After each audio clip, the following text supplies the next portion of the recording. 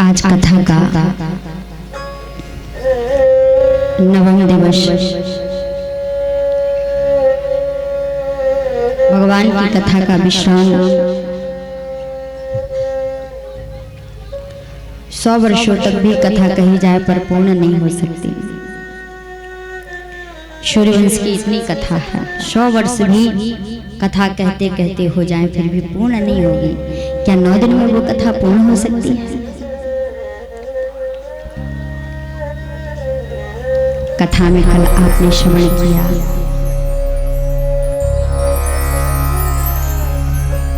केवट संवाद के कई मैया भरत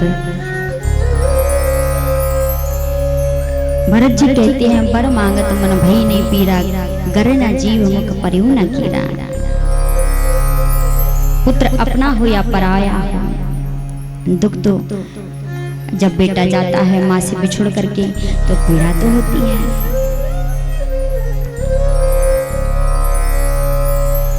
जिसने अपने बालक को जन्म दिया हो वृद्धावस्था में और वो छोड़ करके चला जाए उसकी स्थिति क्या होती है, तू क्या समझे?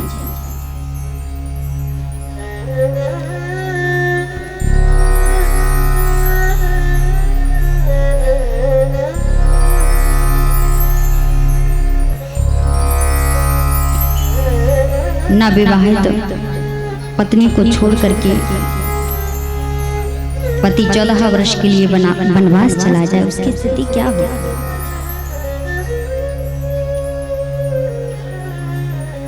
महल अटारियों के अलावा कुछ नहीं जिसने देखा हो। आज घास फूस के घरों में रह करके अपना जीवन यापन करेंगे, जंगल में जाकर के। संघर्ष भी बहुत करना पड़ेगा।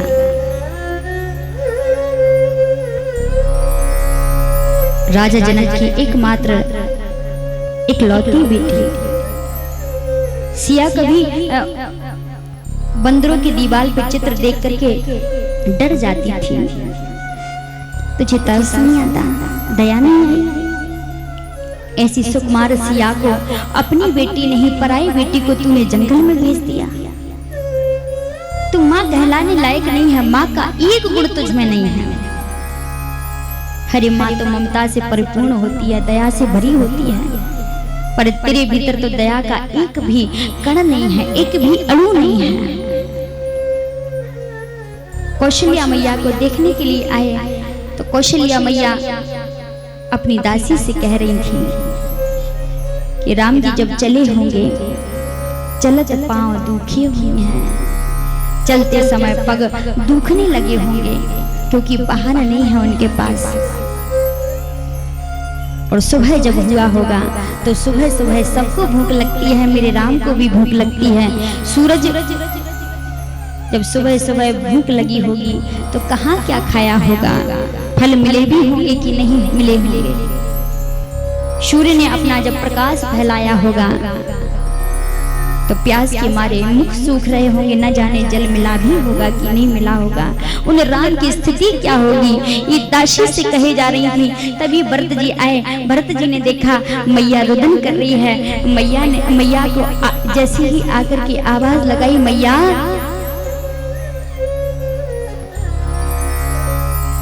भरत के शब्द सुनते ही मैया उठी। लेकिन जब से राम गए थे भोजन की कौन कहे, जल तक पान नहीं किया था।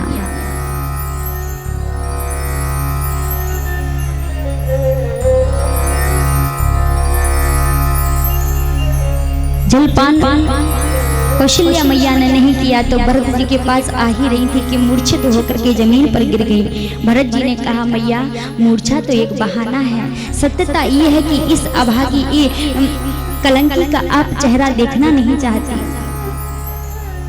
मैया एक बात कहूं, मुख ना देखो माँ, मेरा मुख देखने में पाप है, किंतु कह दो हे भरत तुम पर सभी का श्राप है। माँ ने हाथ रख लिया ना। भरत साक्षी मैं हूँ तेरी उस राम की सौगंध है, क्योंकि तुझ में कोई द्वेष की दुर्गंध नहीं है, तू पापी नहीं है। केकई मैया से कहा द्रोह करके केकई क्या हानि मेरी कर गई, देख ले मेरी कोई सोनी सी गोदी भर गई। आ गया मेरा वही, किसने कहा कि मेरा बेटा जंगल में चला गया? नहीं, आ गया मेरा वही, तू राम सचमुच राम है और तू वही और वो तू ही, बस भिन्न केवल राम है। अगर अंतर है तो सिर्फ नाम का, तू और वो भिन्न नहीं है। भरत ने कहा कि मन को शांति मत बधाओ, इस पापी को इसको बेटा कहने की आवश्यकता नहीं है माँ, लेकिन सत्यता यही है, कह दो कि भरत तुम पर श्राप है, मेरे कारण राम बन को गए। ऐसे भरत जी जब पिताजी को मुखाग्नि दी, अंत्येष्ट क्रिया हुई, और जैसे ही अंत्येष्ट क्रिया होती है भरत जी से कहा सिंहासन पर बैठ जाओ। भरत जी ने कहा मोहे राज हठ दई जबहि, रसा रसातल जई है तबहि।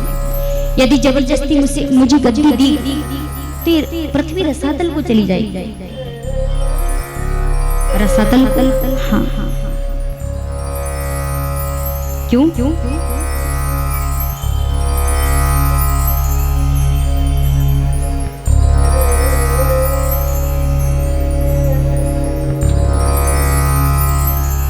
बड़ों बड़ों का अत्याचार हुआ,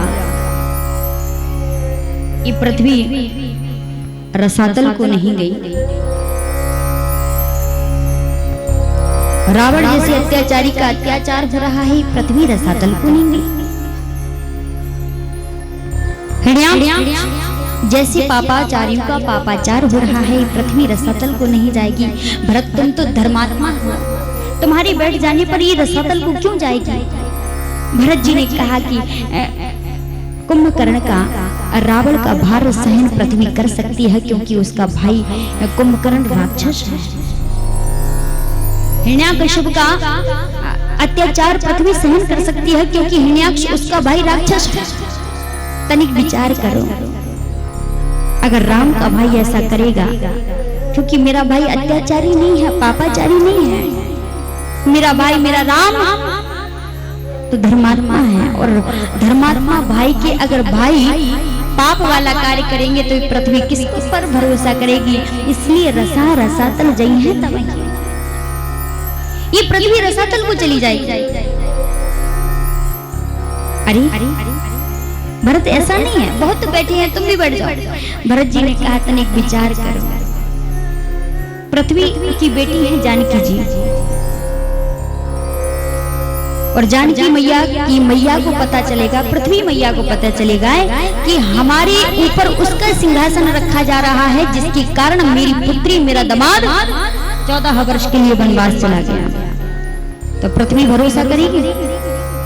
पृथ्वी ऐसी पापाचारी को उस सिंहासन रखने देगी अपने ऊपर? इसलिए रसातल जई है तो वही। धन्य है भरत जी। भरत जी से कहा कि तुम, एक बात है, भरत जी ने माँ की बात नहीं मानी, गुरु जी की बात नहीं मानी। भरत जी क्या है? तुलसीदास जी ने लिखा, जो ना हो तो जग जन्म भरत को, सकल धरन धुरी धरन भरत को। भरत जी का जन्म नहीं होता तो धर्म को धारण कौन करता?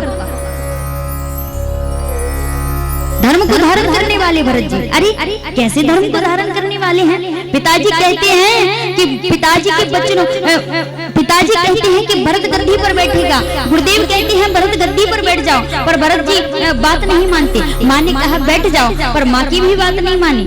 तो भरत जी किसी की बात नहीं मानते, फिर धर्म को धारण करने वाले कैसे हुए? कैसे भरत जी धर्म को धारण कर रहे हैं?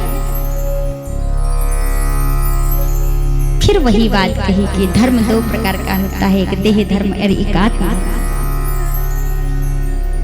भरत जी ने आत्म धर्म का पालन किया है। आत्मा से परमात्मा के मिलन में अगर देह धर्म विघ्न उत्पन्न करता है तो इसे गौण मान करके त्याग देना चाहिए।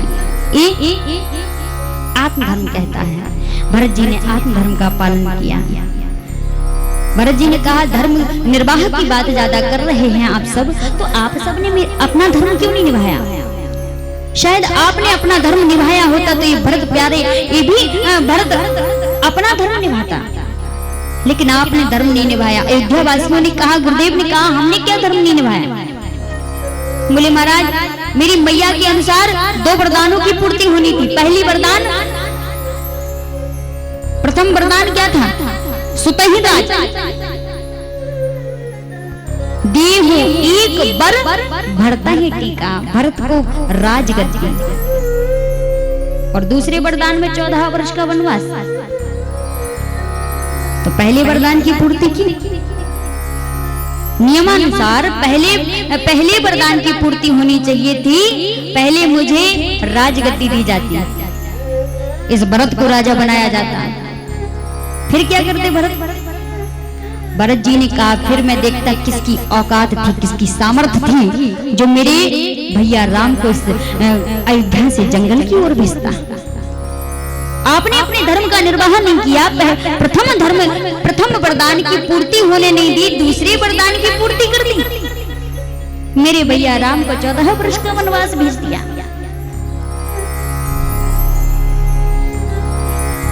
जब अंतिम संस्कार हो रहा था, मैया ने कहा मैं मर जाऊंगी, सती हो जाऊंगी। भरत जी ने कहा कि इस अभागा भरत का है कौन माँ? अगर मेरी मैया ही चली जाएंगी, पिताजी चले गए, भैया चले गए, अब इस देह का कौन बचा है? आत्मा की तो परमात्मा है, इस देह का भी कोई ना कोई होना चाहिए। देह का एकमात्र माँ होती है। एक बच्चा बिल्कुल विश्वास अपनी माँ पर करता है, और ये हमारी माँ तो ऐसी उल्टा कलंकनी है कि उसके साथ रहने का मन नहीं करता। माँ अगर तुम ही चली जाओगी तो ये प्यारा भरत आपका बिल्कुल अनाथ हो जाएगा, इसका कोई नाथ नहीं होगा। माँ आपकी इच्छा क्या है? आप चाहती हो आपके पुत्र से मिलना?